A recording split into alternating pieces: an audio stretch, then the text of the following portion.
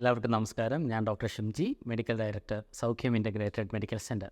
ഒരു വ്യക്തിയുടെ സമ്പൂർണ്ണ ആരോഗ്യത്തിന് എന്തൊക്കെയാണ് ചെയ്യേണ്ടത് എന്ന് ചോദിച്ചാൽ എനിക്ക് വ്യക്തമായിട്ടുള്ളൊരു ഉത്തരം പറയാൻ പറ്റുന്നത് ഭക്ഷണ ക്രമീകരണം അല്ലെങ്കിൽ ഡയറ്റ്, വ്യായാമം, എക്സസൈസ്, മൂന്നാമത്തത് വിശ്രമം അഥവാ ഉറക്കം. ഈ 3 കാര്യങ്ങളും കൃത്യമായി ചെയ്താൽ മാത്രമേ ഒരു വ്യക്തിക്ക് സമ്പൂർണ്ണ ആരോഗ്യത്തിലേക്ക് നടന്നെടുക്കുവാൻ വേണ്ടി കഴിയുകയുള്ളൂ. ഇതിൽ ഏതാണ് ഏറ്റവും കൂടുതൽ പ്രാധാന്യം അർഹിക്കുന്നതെന്ന് ചോദിച്ചു കഴിഞ്ഞാൽ 3 ഏറെക്കുറെ തുല്യമായിട്ടുള്ള പ്രാധാന്യത്തോടു കൂടി തന്നെ നമ്മൾ ചെയ്യേണ്ടതാണ്. ചിലരൊക്കെ വളരെ നന്നായിട്ട് വർക്കൗട്ട് ചെയ്യും, ഭക്ഷണമൊക്കെ വളരെയധികം കൃത്യമായിട്ട് ചെയ്യും, പക്ഷേ ഉറക്കം അവർ വളരെ കാര്യമായിട്ട് എടുക്കാറില്ല.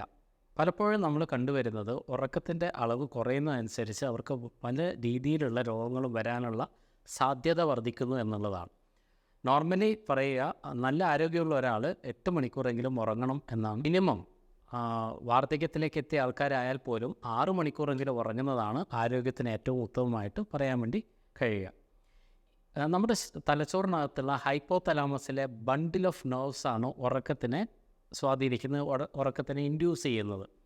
അപ്പോൾ ഈ പറയുന്ന നെർവസ് സിസ്റ്റത്തിൽ വരുന്ന എന്തെങ്കിലുമൊക്കെ തകരാറൊക്കെ നമ്മുടെ ഉറക്കമില്ലായ്മയിലേക്ക് നയിക്കും, അല്ലെങ്കിൽ ഡിസ്റ്റർബ്ഡ് സ്ലീപ്പ്, ഇടയ്ക്കിടയ്ക്ക് ഉറക്കം അറിയാനുള്ള ഒരു ടെൻഡൻസിയിലേക്ക് നയിക്കും. ഏത് വൈറ്റാമിനാണ് ഉറക്കത്തിനെ ഏറ്റവും കൂടുതൽ സ്വാധീനിക്കുന്നത് എന്ന് ചോദിച്ചു കഴിഞ്ഞാൽ ഒറ്റ ഉത്തരം മാത്രമേ ഉള്ളൂ, അത് വൈറ്റാമിൻ ഡി ആണ്. ഏതൊക്കെ രീതിയിലുള്ള പ്രശ്നങ്ങൾ നമ്മളെ ഉറക്കത്തിനെ ഡിസ്റ്റർബ് ചെയ്യാം? അതിൽ ഒന്നാമത്തെ നമ്പറിൽ നിൽക്കുന്നത് സ്ലീപ്പ് ആപ്നിയ എന്ന് പറയുന്ന ഒരു പ്രശ്നമാണ്. ഒരു പഠനം പറയുന്നത് സ്ലീപ്പ് ആപ്നിയ ഉള്ളവരിൽ 98% ആൾക്കാർക്കും വൈറ്റാമിൻ ഡി കുറവാണ് എന്നുള്ളതാണ്. എന്താണ് ഈ സ്ലീപ്പ് ആപ്നിയ? സ്ലീപ്പ് ആപ്നിയ എന്ന് പറഞ്ഞാൽ ഉറക്കത്തിൽ പെട്ടെന്ന് ശ്വാസം നിന്നു പോകുന്ന ഒരു അവസ്ഥയാണ്. നിങ്ങൾ തന്നെ പലപ്പോഴും നിങ്ങൾ അനുഭവസ്ഥരായിരിക്കാം. കൂടെ കിടക്കുന്ന ആൾക്കാർ ചിലപ്പോൾ കിടന്ന് നല്ല ഉറക്കത്തിലായിരിക്കാം, കൂർക്കം വലിച്ചുകൊണ്ടിരിക്കുന്നുണ്ടാവും. നമ്മൾ ചിലപ്പോൾ ഡിസ്റ്റർബ്ഡ് ആയിട്ട് ഇവരെ കൂർക്കം വലി എപ്പോഴും നിർത്തുന്നൊക്കെ നമ്മൾ നോക്കിക്കൊണ്ടിരിക്കുന്ന സമയത്ത് പെട്ടെന്ന് ഇവർ അങ്ങ് നിർത്തും. പിന്നെ ശ്വാസമൊന്നും ഉണ്ടാവില്ല. അടുത്ത് കിടക്കുന്ന ആൾക്ക് പേടിയാണ് ഇയാളുടെ ശ്വാസം നിന്നു പോയോ എന്നൊക്കെ. നമ്മൾ പോയിട്ട് ശ്വാസം നിന്നോ എന്നൊക്കെ പോയി അടുത്ത് ചെന്ന് നോക്കുമ്പോഴേക്കും വീണ്ടും അവർ റീസ്റ്റാർട്ട് ചെയ്യും, വീണ്ടും സ്നോറിങ് അല്ലെങ്കിൽ കൂർക്കം വലിയൊക്കെ തുറന്നു. അപ്പോൾ ഈ ഇടയ്ക്ക് ഉള്ള ഈ ഉറക്കം, കൂർക്കം വലി അല്ലെങ്കിൽ ശ്വാസം നിന്നു പോകുന്ന പ്രശ്നമാണ് വൈറ്റാമിൻ ഡിയുടെ ഡെഫിഷ്യൻസി കൊണ്ട് പ്രധാനമായിട്ടും ഉണ്ടാകുന്നതെന്ന് നമ്മൾ പറയുന്ന ഒബ്സ്ട്രക്റ്റീവ് സ്ലീപ്പ് ആപ്നിയ എന്ന് വിളിക്കുന്ന OSA എന്ന് പറയുന്ന പ്രശ്നം. ഈ OSA ആണ് ഉറക്കം ഇല്ലായ്മയുടെ അല്ലെങ്കിൽ ഉറക്കം ഡിസ്റ്റർബ്ഡ് ആവാനുള്ള ഏറ്റവും വലിയ പ്രശ്നങ്ങളിൽ ഒന്ന്. രണ്ടാമത് സ്വാഭാവികമായിട്ടും നമ്മുടെ ENT, ഇയർ, നോസ്, ത്രോട്ട് ഭാഗങ്ങളിൽ വരുന്ന ഇൻഫ്ലമേഷൻസ് ആണ്, നീർവീഴ്ചകളാണ്. അപ്പോൾ ഇത്തരത്തിലുള്ള നീർവീഴ്ചകൾ, ഇൻഫ്ലമേഷൻസ് തീർച്ചയായിട്ടും നമ്മുടെ ശ്വസനത്തിന് തടസ്സം ഉണ്ടാക്കും. ഉദാഹരണത്തിന് അലർജിക് റൈനൈറ്റിസ്, തുമ്മൽ പോലെയുള്ള പ്രശ്നമുള്ളവർക്ക് മൂക്കടഞ്ഞു കഴിഞ്ഞാലോ അല്ലെങ്കിൽ തൊണ്ടയുടെ ഭാഗങ്ങളിൽ ഇൻഫ്ലമേഷൻസ് ഉണ്ടായാലോ ഒക്കെ ഇവർക്ക് ഇറിറ്റേഷൻസ് കൊണ്ട് ഉറങ്ങാൻ വേണ്ടി സാധിക്കില്ല, ഇല്ലെങ്കിൽ ഇടയ്ക്കിടയ്ക്ക് തന്നെ ഉറക്കം മാറിക്കൊണ്ടിരിക്കും.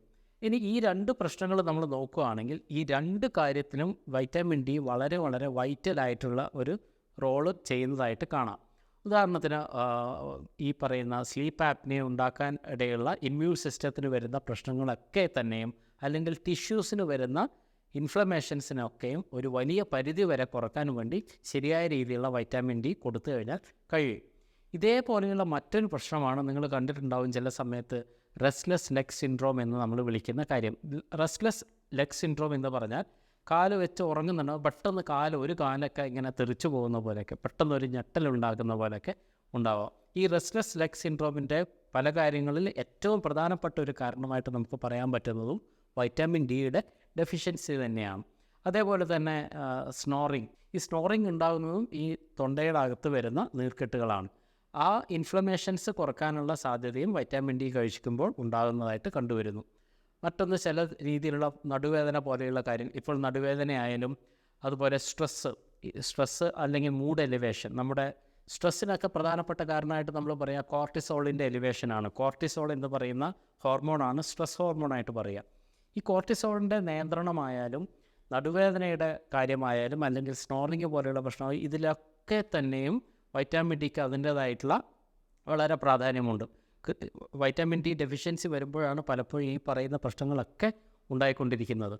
അതേപോലെ മസിൽ ക്രാംസ്, പലപ്പോഴും ഉറക്കത്തിൽ നിന്ന് ഞെട്ടി എഴുന്നേൽക്കുന്നത് മസിൽ കയറിയിട്ടാണ്. പ്രധാനമായിട്ട് കാലിൻ്റെ മസിലുകൾ. പ്രത്യേകിച്ച് അല്പം തണുപ്പ് കാലമൊക്കെ ആയാലും AC-യിലോ ഫാനിലോ ഒക്കെ കിടക്കുന്ന ആൾക്കാർക്ക് പുതപ്പ് നീങ്ങിക്കഴിഞ്ഞാലൊക്കെ പെട്ടെന്ന് കാലിൻ്റെ മസിലുകളൊക്കെ വലിഞ്ഞു കയറുന്നതായിട്ടും ആ വേദന കൊണ്ട് ഞെട്ടി എഴുന്നേറ്റ് ഉറക്കം പോകുന്ന ആൾക്കാരൊക്കെ ഉണ്ട്. അപ്പോൾ ഇത്തരത്തിലുള്ള കാര്യങ്ങളൊക്കെ നമുക്ക് ഈ വൈറ്റാമിൻ ഡിയുടെ ഡെഫിഷ്യൻസി ആയിട്ട് കൺസിഡർ ചെയ്യാൻ വേണ്ടി കഴിയും. അതേപോലെ മറ്റൊരു കാര്യമാണ് പാൽപിറ്റേഷൻ. നമ്മുടെ ഹൃദയം പടപടാന്ന് പിടിക്കുന്നത് പോലെയുള്ള പ്രശ്നങ്ങൾ. അത് പലപ്പോഴും കോർട്ടിസോളിൻ്റെ എലിവേഷൻ കൊണ്ട് അല്ലെങ്കിൽ സ്ട്രെസ് ഹോർമോണിൻ്റെ പ്രശ്നം കൊണ്ടും ഉണ്ടാവാം. അപ്പോൾ ഈ സ്ട്രെസ്സ് എന്ന് പറയുന്നത് പലപ്പോഴും നമ്മൾ ചിന്തിക്കുന്ന പോലെ നമ്മൾ ചിന്തിച്ചുണ്ടാക്കുന്ന പ്രശ്നം മാത്രമല്ല, ചിലപ്പോഴൊക്കെ വൈറ്റാമിൻ ഡി പോലെയുള്ള കാര്യങ്ങളുടെ ഡെഫിഷ്യൻസി കൊണ്ടും പോലും കോർട്ടിസോളിൻ്റെ ബാലൻസിലുണ്ടാകുന്ന വ്യത്യാസവും നമ്മളെ സ്ട്രെസ്സിലേക്ക് നയിച്ചേക്കാം. അപ്പോൾ തീർച്ചയായിട്ടും ഒറ്റ വാക്കിൽ പറയുകയാണെങ്കിൽ നമ്മുടെ ഉറക്കത്തിൻ്റെ ക്വാണ്ടിറ്റിയും ക്വാളിറ്റിയും നിർണ്ണയിക്കുന്നതിൽ, അല്ലെങ്കിൽ അതിൻ്റെ അളവും ഗാഢതയൊക്കെ നിർണ്ണയിക്കുന്നതിൽ വൈറ്റാമിൻ ഡിക്ക് ഏറ്റവും വൈറ്റലായിട്ടുള്ള ഒരു റോളുണ്ട്. ഇനി വൈറ്റാമിൻ ഡി സാധാരണഗതിയിൽ പ്രായമാകുന്ന സമയത്ത് ഗണ്യമായിട്ട് കുറഞ്ഞു വരാറുണ്ട്.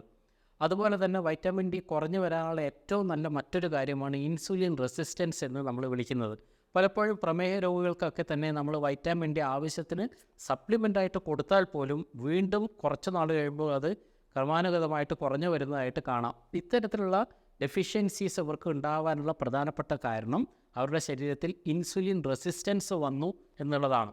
അതുകൊണ്ട് ഡയബറ്റിക് ആയിട്ടുള്ള ആൾക്കാർക്കും അല്ലെങ്കിൽ പ്രായം കൂടുന്ന ആൾക്കാർക്കൊക്കെ സാധാരണ ഉള്ളവരെക്കാൾ 2-3 മടങ്ങ് ചില സമയത്ത് നമ്മൾ വൈറ്റാമിൻ ഡി സപ്ലിമെൻറ്റ് ചെയ്യേണ്ടി വന്നേക്കാം. അത്തരത്തിൽ സപ്ലിമെൻറ്റ് കൊടുത്താൽ മാത്രമേ അവർക്ക് ഈ പറയുന്ന പ്രശ്നങ്ങളിൽ നിന്ന് പൂർണ്ണമായിട്ടും മോചിതരാകാൻ വേണ്ടി കഴിയാറുമുള്ളൂ. ബ്ലഡ് കിറ്റ്സ് ടെസ്റ്റ് എന്നൊക്കെ പറഞ്ഞിട്ട് വൈറ്റാമിൻ ഡിയുടെ അളവ് നമ്മൾ നോക്കാറുണ്ട്. നോർമൽ അളവായിട്ട് പറയുക 40 നാനോഗ്രാം പെർ മില്ലി ലിറ്ററാണ്. ഇതാണ് സാധാരണ 40 നാനോഗ്രാം പെർ മില്ലി ലിറ്ററൊക്കെ ഉണ്ടെങ്കിൽ നമ്മൾ സാധാരണ അത് സഫീഷ്യൻ്റ് ആയിട്ടുള്ള വൈറ്റാമിൻ ഡി ആയിട്ട് പറയും. പക്ഷേ ഇത്തരത്തിൽ റെസിസ്റ്റൻസോ ഒക്കെ ഉള്ള ആൾക്കാർ, അല്ലെങ്കിൽ ഇതിനൊരു മരുന്ന് എന്ന രീതിയിൽ ഇതിന് തെറാപ്പറ്റിക്കൽ ബെനിഫിറ്റ് കിട്ടാൻ വേണ്ടി നിങ്ങൾ അതൊരു 100 ആയിട്ടെങ്കിൽ 100 നാനോഗ്രാം പെർ മില്ലി ലിറ്റർ ആയിട്ടെങ്കിൽ ഇത് ശരീരത്തിൽ സൂക്ഷിക്കേണ്ടത് ആവശ്യമാണ്. അപ്പോൾ വൈറ്റാമിൻ ഡി എന്ന് പറയുന്നത് വളരെ വൈറ്റലായിട്ടുള്ള ഒരു കാര്യമാണ്. ഇനി വെറും വൈറ്റാമിൻ ഡി കൊടുത്തതുകൊണ്ട് മാത്രം ഈ പ്രശ്നം സോൾവ് ചെയ്യാൻ പറ്റുമോ എന്ന് ചോദിച്ചാൽ ഇല്ല. പലപ്പോഴും നിങ്ങൾക്ക് വാട്ടർ ഇൻടേക്ക് കുറഞ്ഞാലും ഇങ്ങനെയുള്ള പ്രശ്നങ്ങളുണ്ടാവാം. ഒരു ശരീരത്തിന് സാധാരണഗതി ഒരു 2-2.5 ലിറ്ററെങ്കിലും വെള്ളം നിങ്ങൾ കൊടുത്താൽ മാത്രമേ ഉറക്കത്തിനുള്ള സാധ്യതകൾ തുറന്നു കിട്ടുകയുള്ളൂ. അതേപോലെ തന്നെ കാൽഷ്യം വളരെ ഇമ്പോർട്ടൻ്റ് ആയിട്ടുള്ള ഒരു ഘടകമാണ് കാൽഷ്യം ശരീരത്തിൽ കുറഞ്ഞാലും ഉറക്കത്തിന് അത് ഗണ്യമായിട്ട് ബാധിക്കുന്നതായിട്ട് കാണാം. പക്ഷേ നമ്മൾ മനസ്സിലാക്കേണ്ടത് കാൽഷ്യം ആവശ്യത്തിലധികം കയറി കാൽഷ്യം ഓക്സാലേസായിട്ട് ഫോം ചെയ്യുകയാണെങ്കിൽ ഇതിൻ്റെ നേരെ വിപരീതമായിട്ടുള്ള പ്രവർത്തനം ഉണ്ടാവും. നിങ്ങൾക്ക് ഇൻസോംനിയ, ഉറക്ക കുറവാണ് ഉണ്ടാവുക. അപ്പോൾ കാൽഷ്യം ശരിയായ അനുപാതത്തിൽ ശരീരത്തിൽ സൂക്ഷിക്കുക എന്നുള്ളതും വളരെ പ്രധാനമായിട്ട് നമ്മൾ കാണേണ്ട ഒരു കാര്യമാണ്. ഇനി വൈറ്റാമിൻ ഡിയുടെ അബ്സോർപ്ഷൻ ശരിയായ രീതിയിൽ നടക്കണമെന്നുണ്ടെങ്കിൽ തീർച്ചയായിട്ടും അവിടെ വേണ്ടുന്ന ഒരു വളരെ പ്രധാനപ്പെട്ട ഒരു ഫാക്ടറാണ് മഗ്നീഷ്യം എന്ന് പറയുന്നത്. മഗ്നീഷ്യം ഇല്ലാതെ അല്ലെങ്കിൽ മഗ്നീഷ്യം കൊടുക്കാതെ ഒരാൾക്ക് വൈറ്റാമിൻ ഡി കൊടുത്തതുകൊണ്ട് മാത്രം വൈറ്റാമിൻ ഡിയുടെ ഡെഫിഷ്യൻസി മാറ്റി അസുഖം പൂർണ്ണമായിട്ട് ഭേദമാകുകയില്ല. മറിച്ച് കൃത്യമായ അനുപാതത്തിൽ അവർക്ക് മഗ്നീഷ്യം കൂടി കൊടുക്കണം. മഗ്നീഷ്യത്തിന് ഉറങ്ങാനുള്ള സപ്ലിമെൻറ്റേഷൻ എന്ന് പറയുന്നത് മഗ്നീഷ്യം സിട്രേറ്റ് രൂപത്തിൽ കൊടുക്കുന്നതായിട്ടാണ് കൂടുതൽ ഗുണപ്രദമായിട്ട് കണ്ടുവരുന്നത്. ഇനി 2 പ്രധാനപ്പെട്ട കോഫാക്ടേഴ്സ് കൂടി ഇതിൻ്റെ കൂടെ നിങ്ങൾ കൊടുത്താൽ മാത്രമേ ഉറക്കം ശരിയായ രീതിയിൽ നടക്കുകയുള്ളൂ. ആ 2 ഫാക്ടേഴ്സിൽ ഒന്ന് വൈറ്റാമിൻ B6 ആണ്. B6 കുറഞ്ഞു കഴിഞ്ഞാലും വൈറ്റാമിൻ ഡി ഉണ്ടെങ്കിൽ പോലും ഉറക്കത്തിന് ഡിസ്റ്റർബൻസ് ഉണ്ടാവാൻ സാധ്യതയുണ്ട്. അതേപോലെ തന്നെ മറ്റൊരു പ്രധാനപ്പെട്ട കോഫാക്ടറാണ് സിങ്കും വൈറ്റാമിൻ B6ഉം മഗ്നീഷ്യവും കൃത്യമായ അനുപാതത്തിൽ വൈറ്റാമിൻ ഡിയോട് കൂടി ചേർന്നാൽ മാത്രമേ അവിടെ ഉറക്കം സാധ്യമാകൂ. ഇനി മറ്റൊരു വളരെ പ്രധാനപ്പെട്ട ഒരു കാര്യം, ഞാൻ നേരത്തെ പറഞ്ഞ പോലെ കാൽഷ്യം നമ്മൾ കൊടുക്കുന്നുണ്ടെങ്കിൽ അതിൻ്റെ കൂടെ നിർബന്ധമായിട്ടും വൈറ്റാമിൻ K2 കൊടുക്കാനുള്ള ഒരു മനസ്സുകൂടി നമ്മൾ കാണിക്കണം. കാരണം വൈറ്റാമിൻ K2 എവിടെയൊക്കെ ന്യൂനമായിട്ടുണ്ടാവോ, ഡെഫിഷ്യൻസി ആയിട്ടുണ്ടാവുമോ അവിടെയൊക്കെ കാൽഷ്യം ഓക്സാലേറ്റ് സാധ്യത ഉണ്ട്. അല്ലെങ്കിൽ കാൽഷ്യം കട്ടി പിടിച്ച് അത് രക്തധമനികളൊക്കെ അടിഞ്ഞുകൂടാനുള്ള സാധ്യതയുണ്ട്. അതുകൊണ്ടാണ് പലപ്പോഴും നമ്മൾ വൈറ്റാമിൻ K2 ചില സമയങ്ങളിലൊക്കെ സപ്ലിമെൻ്റായിട്ട് ശരീരത്തിൽ കൊടുക്കുന്നത് വളരെ അത്യുത്തമമാണ് എന്ന് പറയുന്നത്. മറ്റൊരു പ്രധാനപ്പെട്ട കാരണം ശരീരത്തിനകത്ത് മെലറ്റോണിൻ്റെ കുറവാണ് എന്ന് നമുക്കറിയാം. മെലറ്റോണിൻ്റെ ഉൽപ്പാദനത്തിനും ധാരാളമായിട്ട് വേണ്ടത് വൈറ്റാമിൻ ഡി ആണ്. വൈറ്റമിൻ ഡി ഇല്ലാതെ മെലറ്റോണിൻ്റെ കൺവേർഷൻ നടക്കില്ല, ഉറങ്ങാനുള്ള സാധ്യതയും കുറയും. അപ്പോൾ നമ്മൾ വളരെ പ്രധാനമായിട്ട് ഒരു കാര്യം ശ്രദ്ധിക്കേണ്ടത്, നിങ്ങൾ ഉറങ്ങുന്നതിന് തൊട്ട് മുമ്പുള്ള 15-20 മിനിറ്റ് നേരത്തെക്കെങ്കിലും പൂർണ്ണമായിട്ടും ബ്രൈറ്റ് ലൈറ്റിൻ്റെ, വളരെ കഠിനമായ ലൈറ്റിൽ നിന്ന് മാറി നിൽക്കുക. കഠിനമായ ലൈറ്റുകളൊക്കെ സ്വിച്ച് ഓഫ് ചെയ്ത് അല്പസമയം ഇരിക്കുന്നതും ഉറങ്ങാനുള്ള സാധ്യത വർദ്ധിപ്പിക്കും. അതുകൊണ്ട് തന്നെയാണ് കിടക്കപ്പായയിൽ കിടന്നുകൊണ്ട് നിങ്ങൾ മൊബൈൽ ഫോൺ നോക്കാൻ പാടില്ല, അല്ലെങ്കിൽ TV നോക്കാൻ പാടില്ല. ഉറക്കത്തിന് ബുദ്ധിമുട്ടുള്ള ആൾക്കാർ ഒരു കാരണവശാലും ഇത് ചെയ്യാൻ വേണ്ടി പാടില്ല. കാരണം ഈ സ്ക്രീനിൽ നിന്ന് വരുന്ന ബ്രൈറ്റ് ലൈറ്റുകൾ നിങ്ങളുടെ മെലാറ്റോണിൻ്റെ ഉൽപ്പാദനത്തിനെ സ്വാധീനിക്കും, മെലറ്റോണിൻ്റെ ആക്ടിവേഷനെ സ്വാധീനിക്കുകയും അതുവഴി നിങ്ങൾക്ക് ഉറങ്ങാനുള്ള സാധ്യത കുറയ്ക്കുകയും ചെയ്യും. നിങ്ങൾ നോക്കേണ്ടത്, ചിലർക്ക് കിടന്നാൽ പെട്ടെന്ന് ഉറങ്ങും, പക്ഷേ ഇടയ്ക്കിടയ്ക്ക് അറിഞ്ഞുകൊണ്ടേയിരിക്കും. അങ്ങനെയുള്ള ആൾക്കാർക്ക് നമ്മൾ പ്രധാനമായിട്ടും ശ്രദ്ധിക്കേണ്ടത് അവർക്കൊക്കെ കോർട്ടിസോളിൻ്റെ അളവിൽ വരുന്ന വ്യത്യാസമാണ്. അങ്ങനെയുള്ള ആൾക്കാർക്കാണ് വൈറ്റമിൻ ഡി കൂടുതൽ ഗുണപ്രദമായിട്ട് വരും. ഇനി ചിലവർക്ക് കിടന്നാൽ ഉറക്കം വരികയില്ല, ഒത്തിരി നേരം കിടന്നിട്ടാണൊന്ന് ഉറങ്ങുക. അങ്ങനെയുള്ള ആൾക്കാർക്കും മെലാറ്റോണിൻ്റെ കുറവാണ്. മെലാറ്റോണിൻ്റെ ഉൽപ്പാദനത്തിനും വൈറ്റമിൻ ഡി ആവശ്യമുണ്ട്. അപ്പോൾ കോർട്ടിസോളിൻ്റെ നിയന്ത്രണത്തിനായാലും മെലാറ്റോണിൻ്റെ ഉൽപ്പാദനത്തിനായാലും ഏറ്റവും അത്യാവശ്യമായ ഘടകമാണ് വൈറ്റമിൻ ഡി. അതുകൊണ്ട് വൈറ്റമിൻ ഡി എന്ന് പറയുന്നത് നമ്മുടെ എല്ലുകളുടെയോ പല്ലുകളുടെയോ ഉറപ്പിന് മാത്രമുള്ളതല്ല, മറിച്ച് നമ്മുടെ മുഴുവനായിട്ടുള്ള സിസ്റ്റത്തിനും വൈറ്റമിൻ ഡി, അതുകൊണ്ടാണ് നമ്മളൊരു ഹോർമോണായിട്ട് പോലും പരിഗണിക്കുന്നത്. അപ്പോൾ വൈറ്റമിൻ ഡിയുടെ പ്രാധാന്യം നമ്മൾ കൃത്യമായിട്ട് മനസ്സിലാക്കുക. വൈറ്റമിൻ ഡിയുടെ കൂടെ നമ്മൾ കൊടുക്കേണ്ടുന്ന വൈറ്റമിൻസിനെ, ഫാക്ടേഴ്സിനെയും കുറിച്ച് കൃത്യമായിട്ട് മനസ്സിലാക്കുക. അത് ശരിയായ രീതിയിൽ നമ്മൾ കൊടുക്കുകയാണെങ്കിൽ ഏത് തരത്തിലുള്ള ഇൻസോംനിയയും ഉറക്കക്കുറവിനെയും ഒരു വലിയ പരിധി വരെ മാറ്റുവാൻ വേണ്ടി നമുക്ക് സാധിക്കുന്നതാണ്. മറ്റൊരു വീഡിയോയിൽ വീണ്ടും കാണുന്നത് വരെ എല്ലാവർക്കും നന്ദി.